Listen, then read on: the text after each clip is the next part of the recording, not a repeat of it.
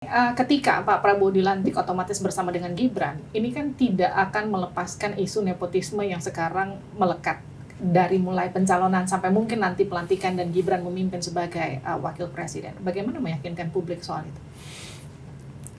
Nepotisme itu kalau dilihat dalam konteks positif, saya kira itu nggak apa-apa. Ya, kalau nepotisme itu kita lihat tidak hanya di di dunia politik ya, di dunia yang lain juga seperti itu. Seorang polisi ingin anaknya menjadi polisi, seorang pilot ingin jadi pilot, dokter ingin anak-anaknya jadi dokter.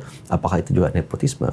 Kalau itu tujuannya ada baik dan mulia, saya kira tidak ada salahnya untuk itu. Nah, begitupun nanti di dunia politik.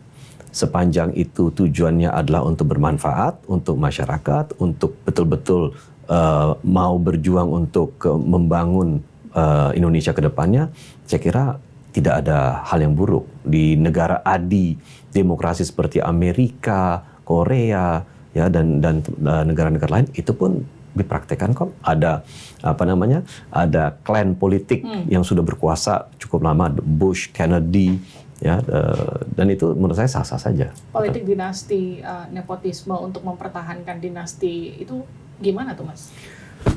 Kalau begini, kalau dibilang untuk mempertahankan dinasti, rasanya tidak mungkin, nggak bisa. Karena masyarakat juga tidak bodoh.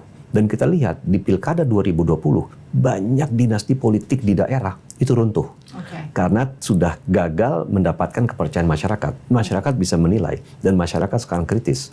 Dan menghukum. Caranya gimana? Kita tidak akan pilih lagi nanti. Dan saya rasa itu sekarang sulit untuk dilanggengkan dinasti politik itu kalau tidak bisa memberikan sesuatu yang bermanfaat kepada masyarakat. Nah, soalnya orang tuh sekarang lihat gini, setelah Gibran terpilih, oke deh Gibran sebagai cawapresnya Pak Prabowo begitu. Tapi kan ada juga wacana Erina mau jadi Bupati Sleman, ada kemudian bahkan sesprinya Bu Iriana mau masuk pilkada gitu. Itu gimana tuh Mas ngeliat itu? Nah, itu kebetulan dua contoh itu agak dekat di PAN karena Bupati Sleman dan calon wali kota Bogor itu dua-duanya kader PAN. Nah, itu gimana? Nah, pasti kita nggak akan nggak akan sejalan gitu ya, karena ya tentu kader kita dahuluan kader kita dong gitu ya.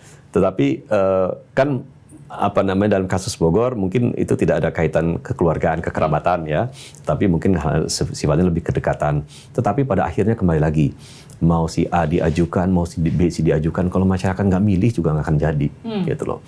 Dan pada saat nanti pilkada serentak sudah dilangsungkan, Pak Jokowi kan sudah tidak menjabat presiden, gitu, tidak memiliki otoritas apapun ya untuk mempengaruhi output. Meskipun saya juga bingung gimana caranya Pak Jokowi bisa mempengaruhi output, nggak bisa, gitu loh.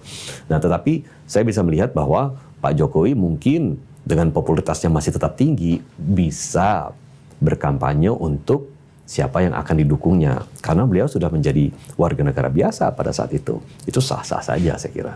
Oke.